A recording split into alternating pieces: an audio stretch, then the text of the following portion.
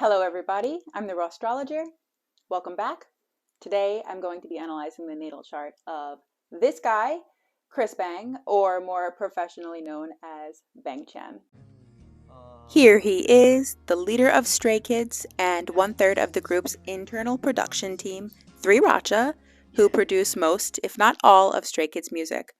When I found out that Bang Chan supposedly confirmed his birth time, I was excited. I'm quite a big fan of Stray Kids. Their title tracks are inarguable bangers, and a lot of their B-sides absolutely are too. This is, if you ask me, a massively talented group, uniquely so even for K-pop, and their energy and how they play off of one another, creating their particular vibe is really, I think, unmatchable. And from what I understand, a lot of that is fueled by the input, extreme focus, and leadership of Chan. I do hope that 8:54 p.m. is his actual birth time. I know this information has been out there for some time. This is the only birth time I've seen for him, and the Twitterverse seems to confirm it, but I haven't found any sources showing Chan confirming it directly. If you have that source, please send it my way if you'd be so kind. But I'm inclined to trust this because I'm certain that the detective work of the fandom is an unbelievable force to be reckoned with, which is probably even an understatement. Okay, one, this isn't going to be a full spectrum reading. I'm going to be talking about patterns and connections in the chart that I think could be greatly guiding Chan's life and determining his personality and motivations most prominently. The order in which I go about addressing each placement, aspect, or aspect pattern may come across as a bit odd, as this chart has so very many interconnections in terms of a few specific themes. Two, nothing that we find in his chart is as simple as black or white. He's a complex human being, just as you are and I am. Three, my philosophy is to take a raw approach to chart reading, to use my knowledge combined with intuition without holding back. Normally, when I study someone's natal chart, I develop a degree of adoration for and understanding of them, and it's no different with Chan's chart. But even so, I have no intention of conveying him in any specific light. With all that having been said, if you hear something that you don't like, or if you feel triggered or protective for whatever reason, know that I am not judging him at all. 4. Please know that this in no way defines me exposing him or any nonsense like that, as I have never met or interacted with him. And also, this is for entertainment purposes only. So, at last, let us begin. Bang Chan's natal chart reading, part 1.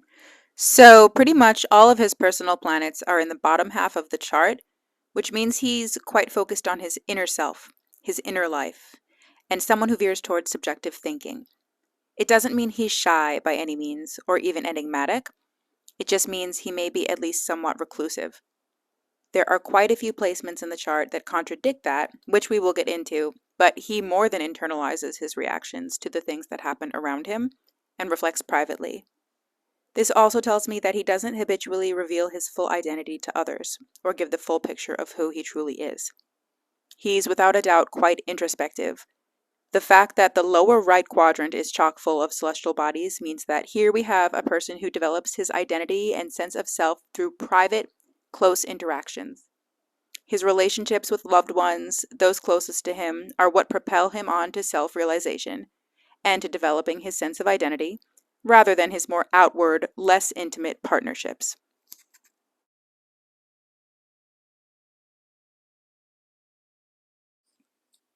He's got 3 very personal planets in Libra, the Sun, Moon, and Mercury, so this here's a stellium.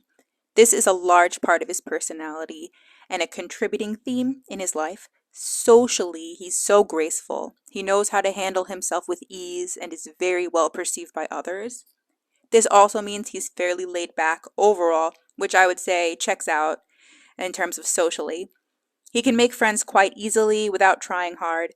People naturally gravitate toward him. He's popular. All the same, he genuinely likes people and is truly interested in getting to know the ones that grace his life. This would make him a stellar listener. And equally so, he likes sharing stories and ideas with others. Although he's likely listening intently, he's also waiting patiently for the person to be done talking so that he can share as well. But I do think this comes across as balanced most of the time because he's really fantastically well mannered and so polite. Since Libra is all about partnerships, he's perfected or is perfecting the art of communication. And I don't just mean verbal, reading body language, reading between the lines of what people are technically saying, deciphering their mood by their tone of voice, volume of their voice. He's got it down. He's really observant. He observes the moods and feelings that others exude, and he tends to be really aware of his surroundings. He's quite interested in the different types of interactions that others around him have or are having. And he's an artist through and through. We see his artistry in music, but I would be extremely surprised if he didn't have a knack for, or at least spend time dabbling in various other art forms. Artistic expression is something that he holds in very high regard, and he's going to dedicate himself to mastering the art form that he connects with and that speaks to him at the highest degree. He's also probably innately got a really keen sense for fashion because he has an eye for color and design, and he takes pride in his adornments. Others might seek fashion advice from him.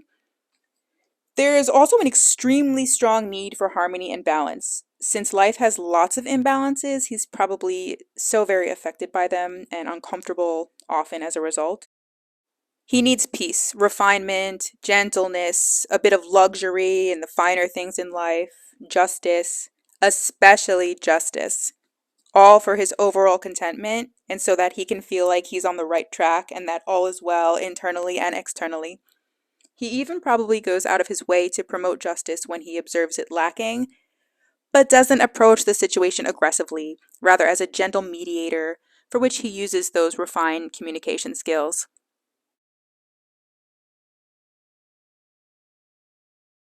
Being that his rising sign is Gemini, the description of which I'll circle back to during part 2, Mercury is the ruler of his chart, which of course is here in Libra. Overall, he's basically Mercury embodied, a light-hearted, intellectual, quick thinker, and quick with words, a dynamic communicator. The energies of Mercury in Libra are definitely a guiding force in his life, but so is its position in the fifth house. The fifth house rules love, dating, romance in the lighter sense, also what you love, such as your hobbies and leisure activities, creativity, and it also rules children. So he's fun and energetic, especially in his communications. He's entertaining in the way he comes across, from presenting ideas to just conversing. He's probably got a great sense of humor, conventionally speaking. He'd make a great actor with this placement, and this adds to his writing ability.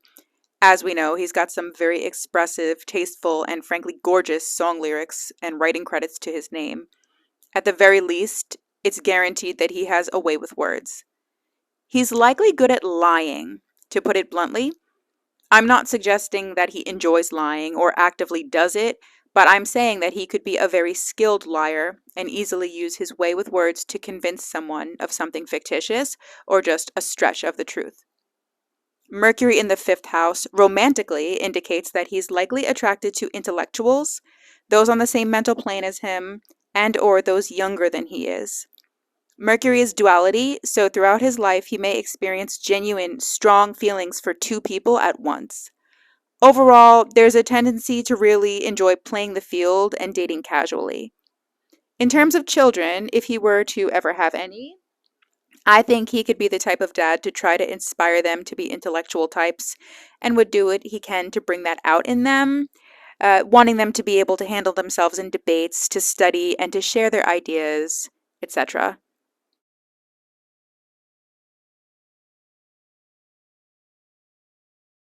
The sun also being in the fifth house means that self expression is of the utmost importance to him.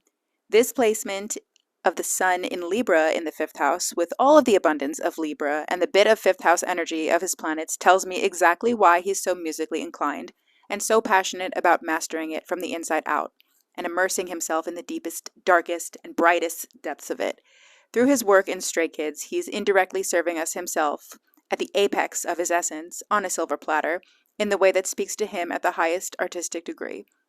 Without the ability to truly express himself throughout art, he would feel stifled and unhappy. He's drawn to the spotlight. He wants to be seen and heard. Ultimately, he likes getting attention from people. This is another placement that denotes a knack for theater or film work, anything to do with performing or even sports. This further confirms a very happy personality to which people are easily drawn, so he's often surrounded by people. This sun placement enhances his sociability even more and would suggest that he enjoys partying, probably not to the max degree, because overall his chart suggests that he's quite introverted and simultaneously not willing to give all of himself away to just anyone he meets or even acquaintances. But the fifth house placement here, especially the sun and Mercury, certainly guarantee at least a degree of a sociable nature. Moving over to his moon. The moon in Libra indicates a real desire for close partnerships, all types of partnerships, romantic, friendly, professional, etc., because he really, really likes and needs to share his thoughts and ideas, and he really wants them to be received. When harmony is lacking, and even when there isn't enough beauty in his environment and his surroundings, he's not at ease. He needs beauty and harmony for contentment. And I do mean beauty in the aesthetic sense. He also has this yearning for others to all have beautiful and peaceful thoughts and to word things pleasingly and mellifluously, like he does in conversation. That's ideal for him. He may feel frustrated in conversations otherwise, like if the other person's communication style is more chaotic, per se, or if there's somehow imbalances in their expressions. As a kid, it was really important to him that his self expression, his ideas, and thoughts were to be received and acknowledged by his caretakers. If they weren't, or if his ideas didn't get enough attention, he may have become an adult who feels often like his ideas fall upon deaf ears, whether or not that reflects the truth in any given situation. In his relationships, he absolutely needs things to be peaceful and smooth flowing for his own emotional contentment. Unless, of course, he grew up in an environment where peace and balance were not the norm, then in that case he will have a very complicated inner life in which he requires harmony but has trouble obtaining it or creating it himself. The moon placed in the sixth house means he absolutely loathes the feeling of being useless or not needed. He probably hates sitting idly and is always making sure he's busy doing something or being somehow productive. There's a very high probability that his love language is acts of service because being able to be of use or of service to others is directly connected to his emotional state. If he can't find himself of use or busy, he's probably going to be fidgety at the very least. He's probably amazing at taking care of business. He gets work done, so he's really well trusted by his superiors and his colleagues. And this is the house of health. So with the moon here, it might be that he's quite physically sensitive or even bruised up easily compared to the average person. In terms of romantic partners, he might be drawn also to people who need his help, someone he can tend to, basically someone who needs him to be of service to them for whatever reason. I also want to note that because the moon is technically intercepted by the sixth house, he might have a hard time getting in touch with his true feelings, like as if they're hidden. Maybe his emotional nature was denied in his childhood somehow. He may have also a hard time connecting with his mom, even if she's a great parent.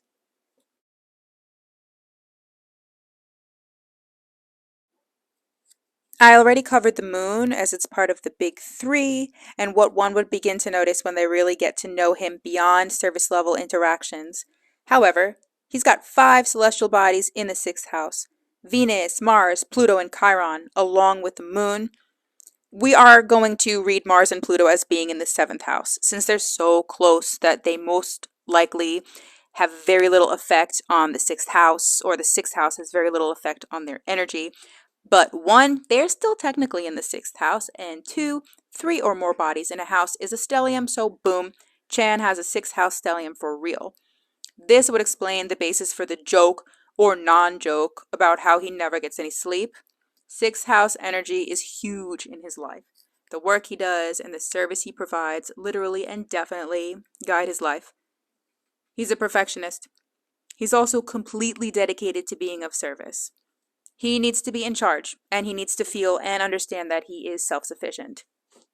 What he probably also needs as well is to learn how to delegate tasks. So this would make him come across as very Virgo-like in nature. Reliable, responsible, modest, a sharp thinker, analytical, critical, picky, stubborn, nervous, and a people pleaser. All packaged up and wrapped with gift wrap made of pure perfectionism. I'm going to explain how the sixth house colors each of these celestial bodies, and I'll also tie it in with each of their zodiac sign placements. And Mars and Pluto, being that we will interpret them in the seventh house, we'll get to a bit later. I'd like to start with Venus. Venus in the sixth house gives an emphasis on being there for someone as the way he shows his love. He's probably not much for conventional romance, but instead he pays attention to the little nuances, giving that person what they need and taking care of them that way. He might sacrifice love for practicality, which could play out in so many different ways. This also gives him a fantastic capability and also attraction for work in the arts, the beauty industry, design, which all seem to cover what he currently does. Also, any company's HR department would be blessed to have him as a representative. Again, the notion of balance comes into play here. His working environment must feel peaceful in order for him to produce the highest quality work. And if not, of course, dissatisfaction will ensue within him. Venus is also in Scorpio, so wow, that's powerful. He's passionate in the work that he does and in love as well. He does really need close and intimate relationships. He's super passionate with his romantic partner. In the sixth house, it probably shows up as him passionately providing for his partner or love interest, or passionately taking care of their needs for them any way that he can. Basically, he's deeply, passionately of service. He may unfortunately cling to both work and relationships that may be destructive or cause self-undoing, as he goes so deep and wants to give his all, but we didn't forget that his fifth house placements indicate lightness in matters of romance. So when it comes to love, these tendencies may not indicate a textbook case of Venus and Scorpio, but the recipe is still there and may really come together and show itself under certain transits to this part of his chart.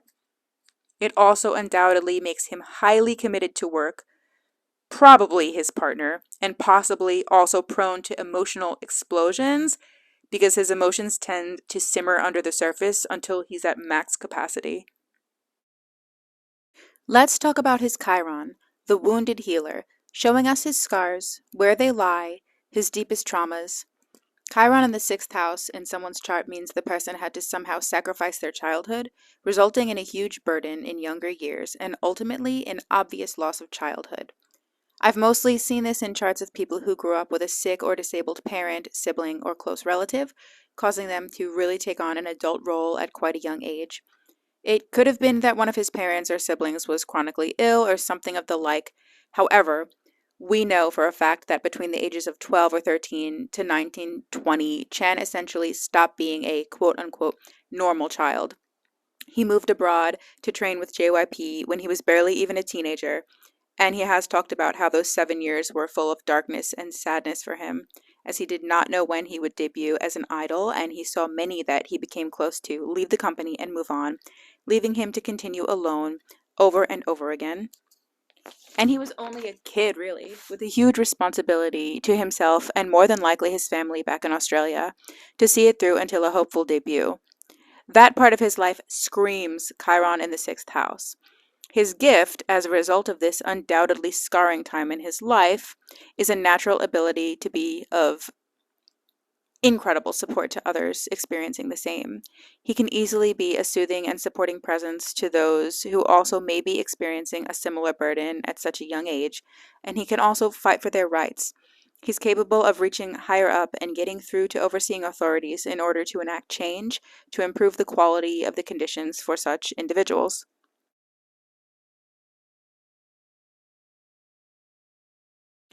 As I said, we're going to interpret Mars in the seventh house since it's approximately 3 degrees away and the sixth house energy is certainly weak. We know that he's got an abundance of Libra energy in his chart, so he really needs harmony in order to function.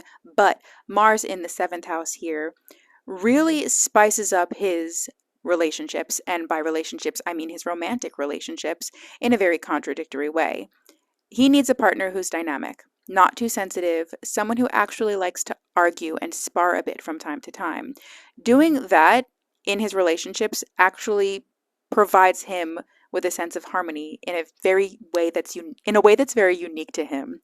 Basically, he enjoys a little conflict in his relationships. He might be attracted to people with more aggressive personalities, or he himself may always be the more dominant one in his partnerships. When it comes to a romantic relationship, he's only going to be happily committed if it gives him consistent excitement and always that feeling of newness that comes when things first begin.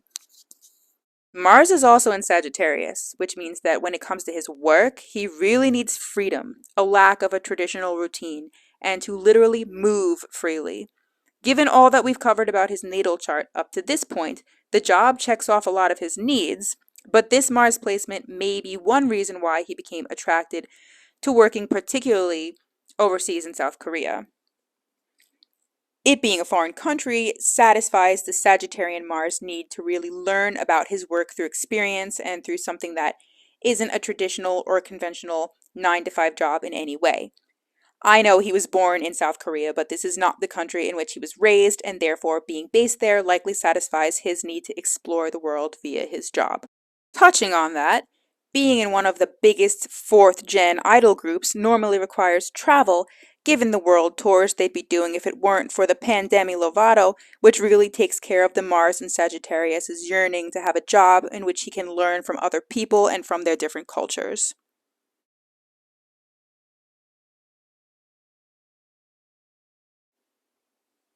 Pluto in the 7th house. So the 7th house is the house of partnerships, relationships, marriage, and Pluto is the god of the underworld, so it adds incredible depth to this area of his life. It's here colored by beautiful and loving Venus, as it rules this house, but Pluto is just so enormously powerful. This means power struggles in his close relationships.